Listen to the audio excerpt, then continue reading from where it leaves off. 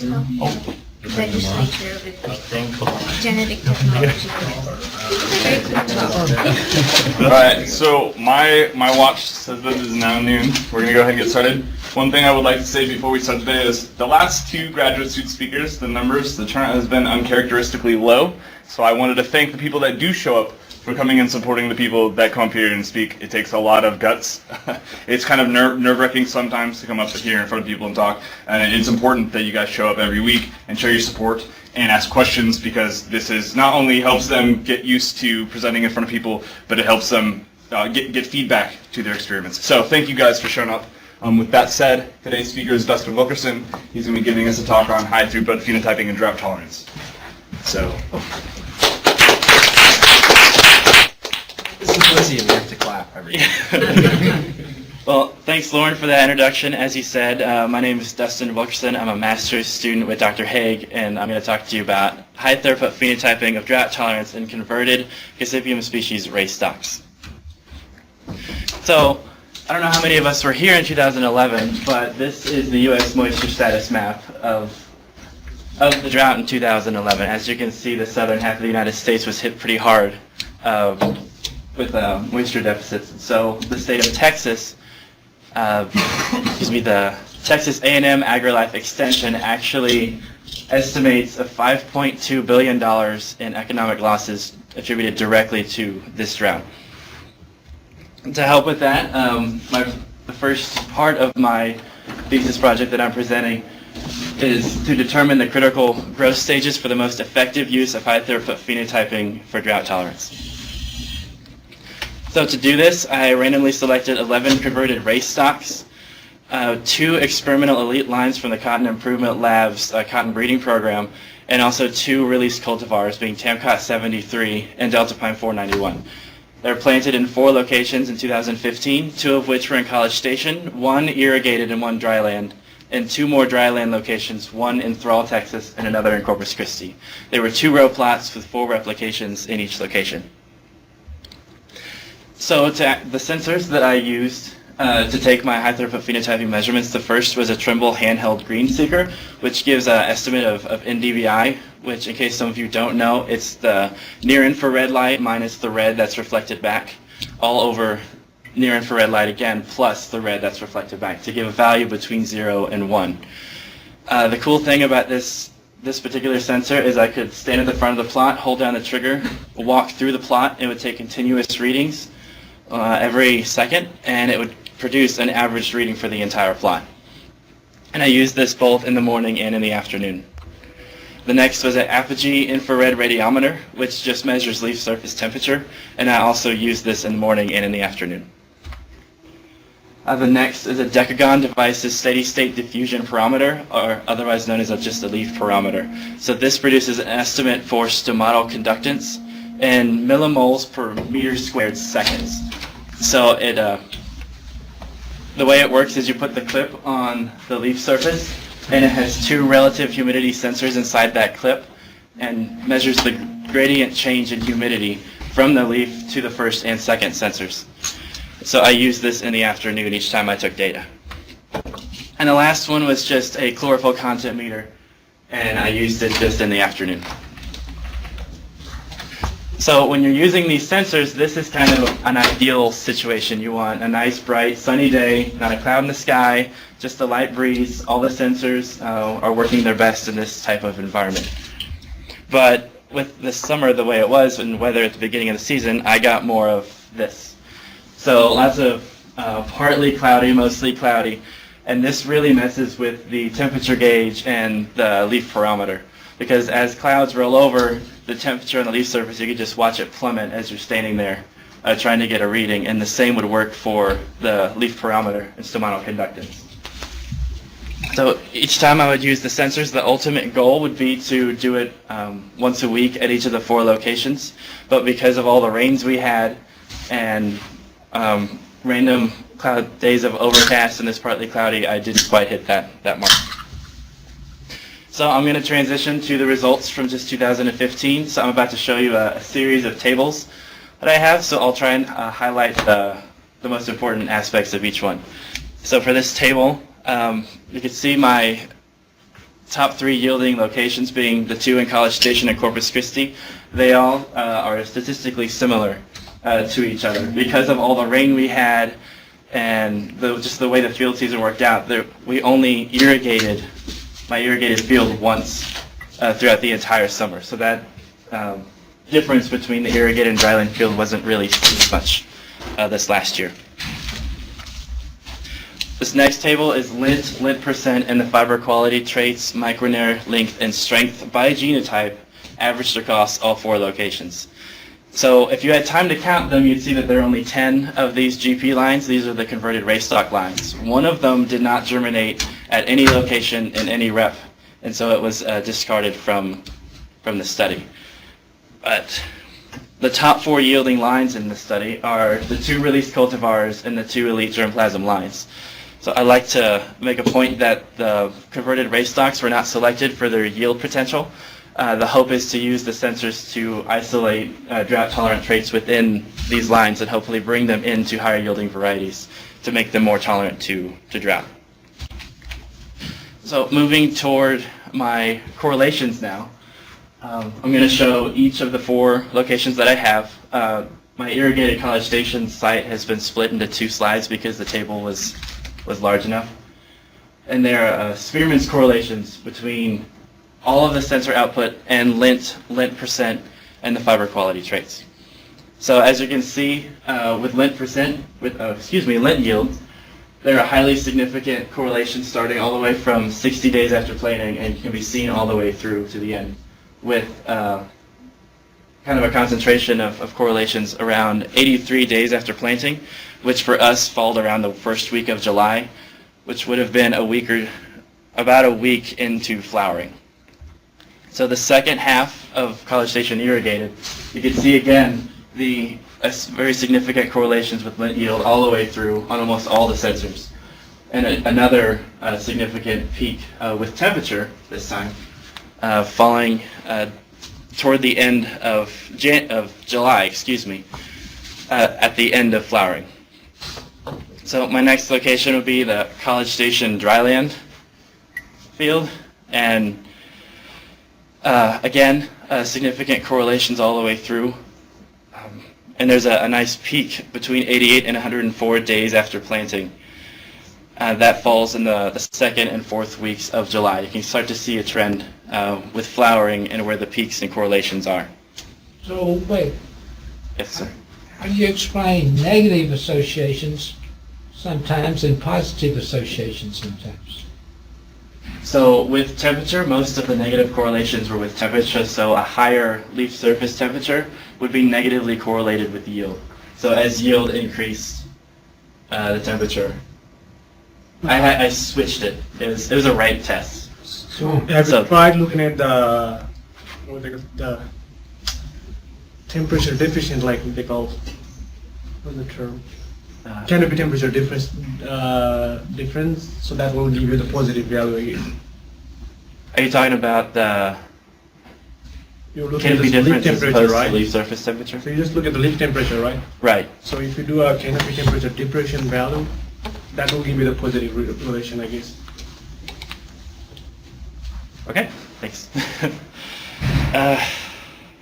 so do you have an explanation for why temperature is negatively associated with fiber strength at 88 days?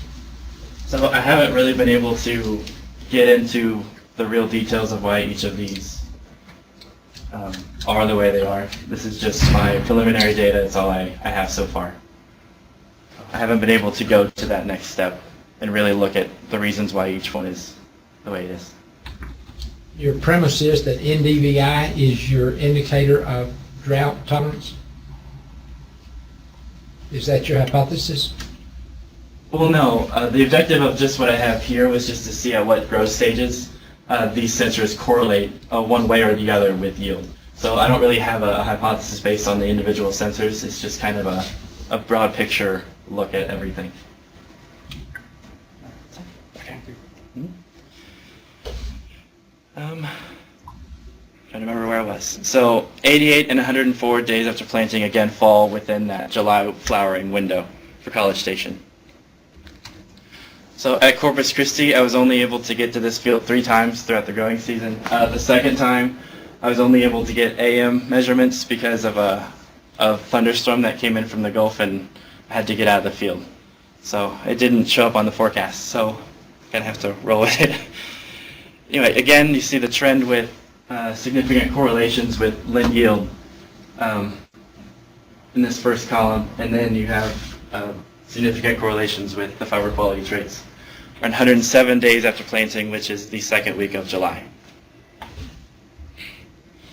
In my last location, Thrall, not quite so many correlations with lint yield across the different days, but you can see there's another peak between the sensors in July, between 72 and 79 days after planting.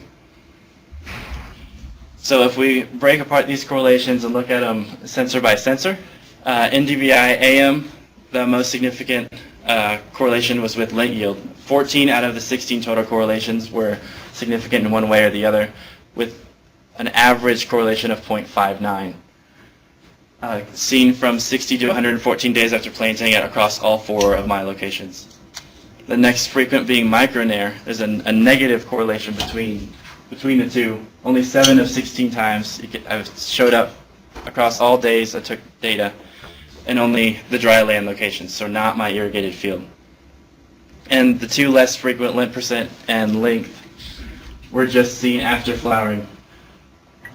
Lint percent just in College Station and Thrall, and length just at Corpus Christi. And looking at the PM data, the lint average correlation is just slightly lower and a little less frequent, but it's across all days after planting, and again, all 4 locations, with the association with micronair being slightly more negative, if I would say that, and just in College Station and Thrall. But this time, length can be seen at multiple points throughout the days I took data, and lint percent just being after flowering. So temperature AM, it's not, the average correlation was just a negative 0.23, only 7 of 16 correlations showing significance across 16 to 114 days after planting in just 3 locations, so excluding Thrall, with length, strength, and lint percent focused just around flowering, and only in the College Station locations. And temperature PM, you can see 8 out of 14 of the correlations were significant, with an average of negative 0.32 seen throughout the period I took data just in College Station irrigated and dryland fields, where those correlations peak. And then the less frequent were all focused in flowering with length, strength, lint percent, and micronair. In the last 2 sensors with stomatal conductance, there's just an average correlation of 0.12, and that counts all those that are significant with those that are not, with 3 out of 14, the significance only being during flowering in College Station, dryland, and Thrall, with micronair having an average correlation of negative 0.06, just 1 during flowering in Thrall. And the chlorophyll content meter had an average of 0.12, very less frequent, all during post-flowering, so bulb development. So the results from just my preliminary 2015 data, kind of bringing it all together. NDVI and temperature can be used at least between 60 and 114 days after planting to show significant correlations with yield. Stomatal conductance can be used during flowering, and the chlorophyll content meter can be used after flowering while bulbs are developing. That's just where I saw the most significance with those sensors. So for fiber quality traits, micronair, length, and strength, NDVI showed significance between 50 and 114 days after planting. Temperature and stomatal conductance were focused solely around flowering, and the chlorophyll content was after flowering. So now I want to take the last few slides of mine to show kind of what I'm going to do next, like with the other half of my master's data. So last summer I did 8 reciprocal back crosses, 4 of each to F1s that were generated by the Cotton Improvement Lab in 2014. And then there were 15 new F1s from crosses I did from a combination of 5 different elite lines in our program, along with 4 converted race ducks that were selected from my previous population.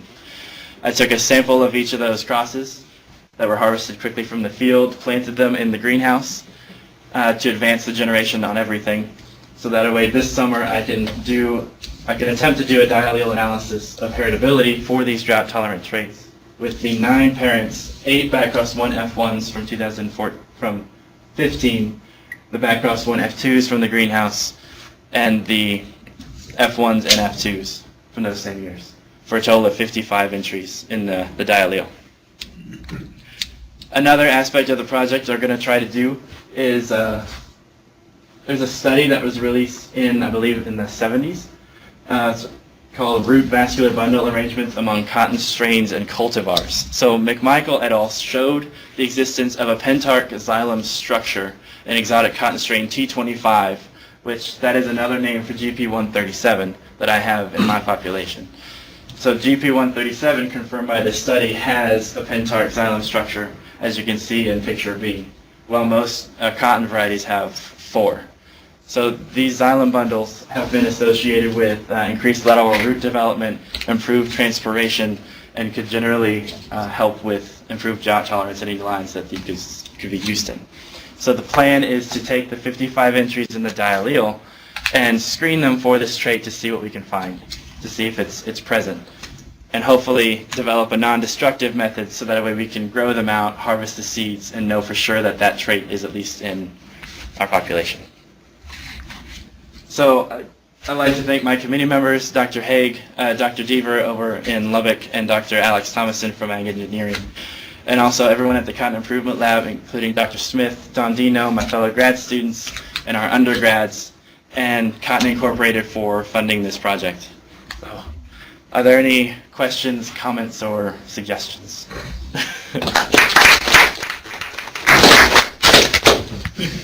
yeah, go for it. All right, so I'll go first. All right.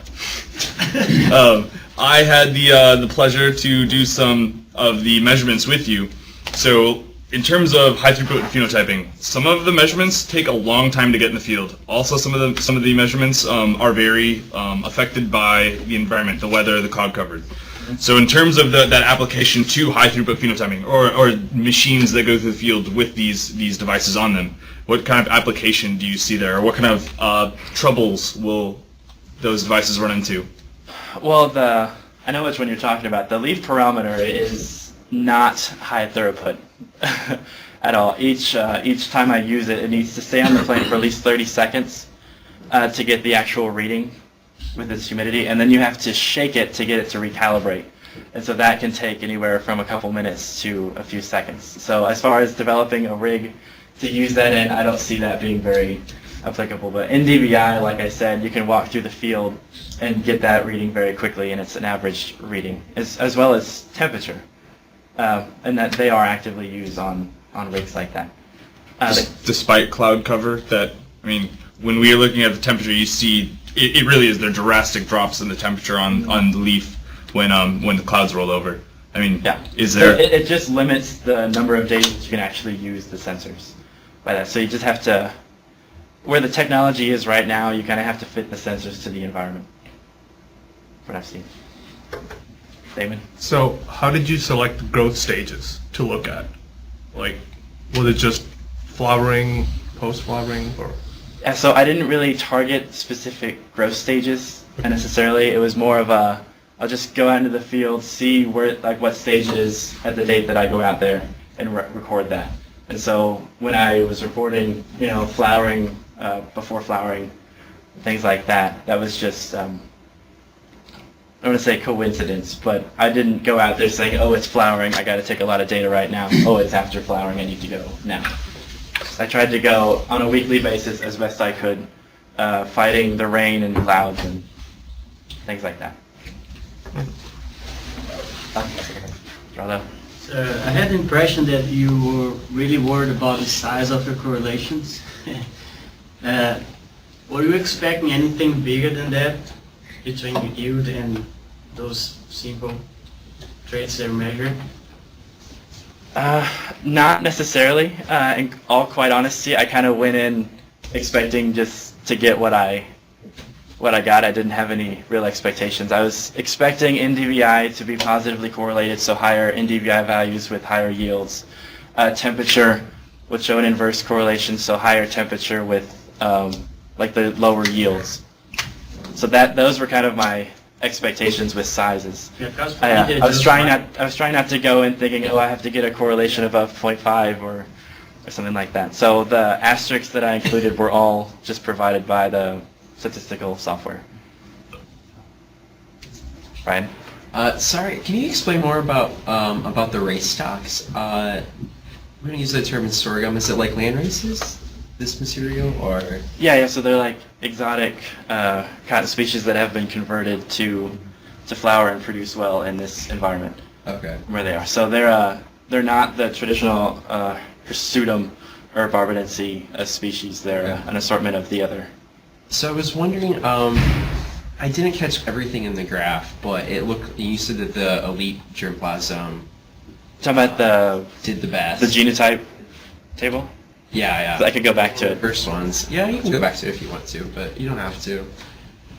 Anyway, it seemed like you couldn't tell much difference between the improved varieties, but you did see differences between the other ones. So I was wondering if you think these sensors would be, so it's obviously useful to tell differences between these race stocks, but would it be useful to tell differences in like a breeding program where you have a lot of elite germplasm that you're trying to find differences between relatively similar plants? So I've started looking at the actual output that the sensors give, not so much the correlations, but just like how the different varieties are different from each other based on the output itself. So most of these four, they're not always at the top of every single output, so they're not always the best. Okay. There are some of these exotic lines that have like better stomatal conductance on certain days or better NDVI than these germplasm lines. So I think that there is still a good amount of variability that can be seen with these sensors. Like that we can still, so they're going to be similar with these characteristics, but not from the traits that the sensors can look at. I think your experiment this year could answer that question a little bit more too, because you have more, you have the back crosses and you have more of that material that you're going to be testing, right? So Right. Yeah, so I think you'll see. exactly. So how well it works. what I'm going to do this next year will give a lot more clear answers to that question and help kind of fill in what I didn't quite cover here. Smith. So the NDVI value is always negatively correlated with the micronair, or that's just by chance? Not always. So it was only, like I said, those negative correlations were not seen in the irrigated field at all. But again, that field was only irrigated once throughout the growing season. But it was only in the dryland fields, only at certain stages. So I think it was just around half of the time we could see that negative correlation. So like I told Dr. Smith, I haven't really spent a lot of time looking into the specific correlations to see which ones are and are not valid. Laura? I have two questions actually. So when you talk about, Dr. Smith asked the question of like, why is it negative? I mean, are the options, are you looking at environmental effects? Are you looking at like the actual plant growth stages themselves? What's happening physiologically with the plant at their certain growth stages? I mean, what kind of things could cause? Just like, what's the focus of this point? So, in my mind, from what I know now, it's not so much to look at the growth stages or the specific correlations, but the future evolution of this would be to actually look at what's going on physiologically inside at the different growth stages. Did that answer your question? Yeah. Again. I'm just curious, what is lint percent again? Can you say that again? What is lint percentage? Lint percent? So when you take cotton out of the field, it has both the seed and the lint, the fiber that's on it. So when we harvest it from the field, we take a grab sample. So we just kind of take a nice big handful of it, and we weigh that first to get a seed cotton weight, and then we gin it out. And so we take the lint percent of the total weight. So that kind of gives so this would say that for Tamcot 73, the lint was 38% of the total seed cotton weight. Okay. So length is length percent plus C. I don't understand that. What's the difference So between length would percent? just be the weight Just the of fiber. Just the fiber. fiber. Just the fiber. Just the fiber. Yeah. Without the seeds. Yes. Okay.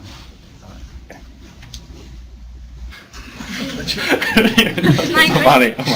can you explain your back crosses? Did you cross the race stocks with the elite or with the experimental cultivar? Yeah, so the 4 back crosses that were done in 2014, those were done before I got here, but they involved GP 137 specifically with the elite germplasm from the Cotton Improvement Lab.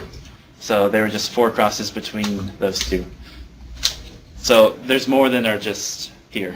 Okay, so in your last slide you said GP 125?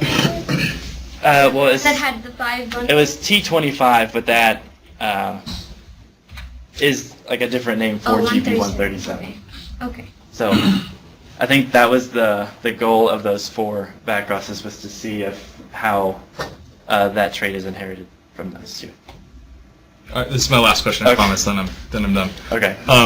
So you said that moving forward, you're not going to be looking at the experiment, the correlation is not as important as some of the other aspects of it. Right, so But it is one aspect. it is but it's one not aspect, The entire. exactly. But at the end, you made a recommendation. You said if you are going to use NDVI, it's best to use at these growth stages. So obviously, more data collection times are better. But if there was one, that would be the one. And you're saying you could select. Because of the high correlation, you could go out there, use NDVI, and make selections for what you think is going to be the best, highest yielder because of that positive correlation? Well, when it comes to NDVI, as you saw, it's correlated with a lot of things. So you can go out there and use it, get a high correlation, but you don't really know, like, it's not specific enough to really target down and say, I want to select for this specific trait, so I'm going to use NDVI, and if it's high, then I can make that selection. But I would not recommend using it on its own. Dr. Jesso. That's my first question. So you didn't really see drought last year. No. So 2 thoughts. Are you going to have irrigated, non-irrigated this year in your diallels? And second thought, how do you think your sensors are going to perform if you actually have a high drought stress upon plants? Well, the plan is to try again to have the irrigated and dryland fields again. Dr. Haig made a joke that if you want to make it rain, have a drought study. So we heard that quite a bit when I was trying to do this last year. Right. So hopefully we don't have. I don't want to be the only guy in the room hoping for drought, but it would help with this. So if you're thinking higher drought and what those sensors are recording, do you think some will be better than others under a high drought stress? Yes, I do. Which one? From what I know about the leaf barometer, there's a lot of skepticism about how useful it is under drought conditions, just because the stomates will close, and so all of those values will drop. But NDVI is more a function of biomass, really. So as long as the plants are able to get to that stage where they can actually have some biomass up there, that would still be useful. I don't know if that answered your question a little bit. What kind of roots are you going to be looking at? Do you know, like for this? For this, Like so whether it's going to be radical or secondary? well, the protocol for this, they grew them out for 7 days, Okay. So, and then looked at it. So it'd be just the primary taproot, the first thing. So for your, sorry. No, go. For his answer, you said you would not recommend just using one reading, right? One device. So what combination would you recommend from this? The most correlations were focused on temperature and NDVI. So using a combination of those two would give like a more robust correlation. I've been trying to figure out a way to try and combine them so I could say like, oh, NDVI and temperature together correlate this way, but I haven't been able to get that quite figured out yet.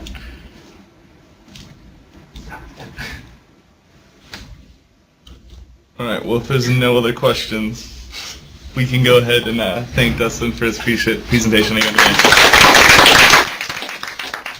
Sounds like a couple of papers. Awesome. And then also, if you guys want to tune in next week, I believe Dr. Stelly will be talking about some of his research and his breeding program, or his research program stuff. So, tune in next week.